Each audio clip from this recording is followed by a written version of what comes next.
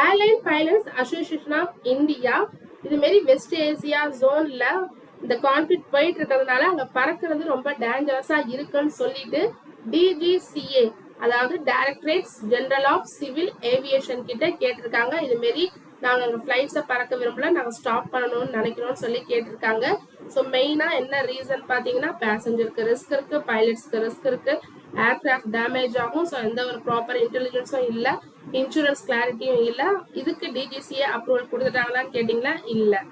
Airlines should run on their own riskன்னு சொல்லிட்டாங்க. Flights எல்லாம் இன்னும் போயிட்டு தான் இருக்குன்னு சொல்லிட்டாங்க. பட் பைலட்ஸ் தான் இந்த கோரிக்கையை வச்சிருக்காங்க.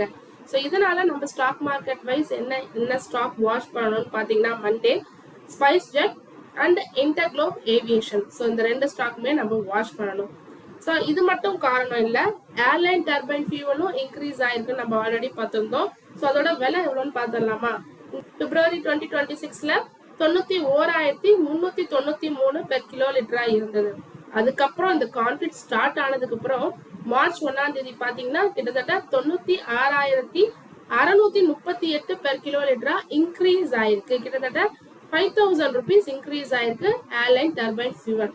ஸோ இதுவும் ஒரு ரீசன். வேதாந்தா ரொம்ப நாளா சொல்லிட்டு இருக்காங்க நாங்க 5 கம்பெனியா பிரிக்க போறோம்ன்றது. அது இப்போ ஒரு முடிவுக்கு வந்திருக்கு. 2023ல இருந்து ஸ்டார்ட் ஆனது. ஸோ இப்ப 2026ல ஒரு முடிவுக்கு வந்திருக்கு. 5 கம்பெனியா பிரிக்க போறதா சொல்லியிருந்தாங்க. ஒன்னு அலுமினியம் கம்பெனி, இன்னொன்னு zinc based company, oil and gas company, steel and iron company, அப்புறம் பவர் கம்பெனி. ஸோ இது இந்த ஏப்ரல் 1ஆம் தேதியில இருந்து நடக்க போறதா சொல்லியிருக்காங்க. உங்ககிட்ட ஒரு வேதாந்தா ஷேர்ஸ் இருந்ததுன்னா உங்களுக்கு 4 ஷேர் கிடைக்கும். டோட்டலா 5 ஷேர் உங்க கையில இருக்கும். ஸோ டெப்ட் அந்தந்த கம்பெனி ஓரியன்டா போயிடும். அதுக்கப்புறம் இண்டிவிஜுவல் கான்சென்ட்ரேஷன் இருக்கும். ஸோ பெட்டர் ஃபினான்ஷியல் ஹெல்த் இருக்கும், ஃபோக்கஸ் இண்டிவிஜுவலா இருக்கும், க்ரோத் இண்டிவிஜுவலா இருக்கும், செப்பரேட் மேனேஜ்மெண்ட் இருக்கும், இண்டிபெண்டா டிசிஷன் எடுப்பாங்க. ஸோ கம்பெனி இதனால ஃபாஸ்டா க்ரோ ஆகும்னு சொல்லியிருக்காங்க.